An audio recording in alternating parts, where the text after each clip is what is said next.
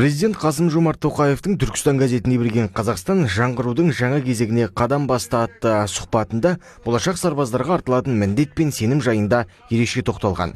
Шын мәнінде сарбаз болу өзіңді дамыту үшін тың мүмкіндіктерге ие болу деген сөз екендігін айтқан.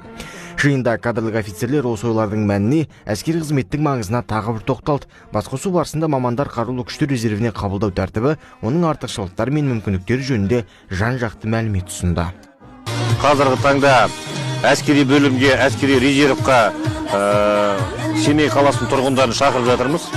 Және кішігірім концерт ұйымдастырып, сұхбаттар жүргізіп жатырмыз.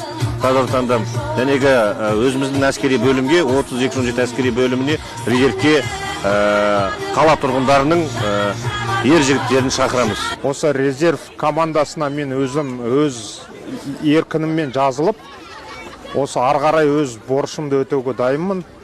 Ол мен ойлаймын, Қазақстан әр азаматтың өз борыштары, өз Қазақстанның өздері қолдамаса ешкім қолдамайды деп ойлаймын. Енді сол үшін енді осы әскери бөлімге осындай уайым нелерді, шараларды өткізіп жатқан үшін өте алғысым шексіз.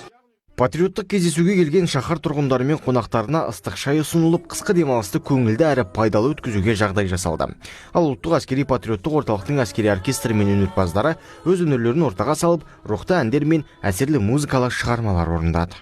Қала тұрғындары мен қала қонақтарына әскери орталық патриоттық орталықпен бірігіп, Абай облысы қорғаныс департаменті, яғни жергілікті әскери басқару органдарымен бірігіп, мынандай керемет халыққа жақсы көңіл күй сыйлау мақсатында іс-шаралар өткізіп отыр.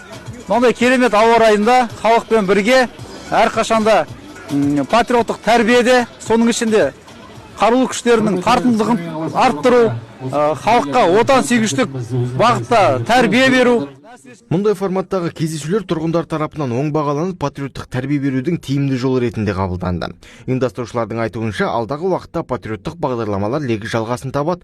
Бұл бастамалар қоғамда әскери қызметке деген оң көзқарасты қалыптастырып, ел қорғау ісінің абыройын арттыруға ықпал етпек.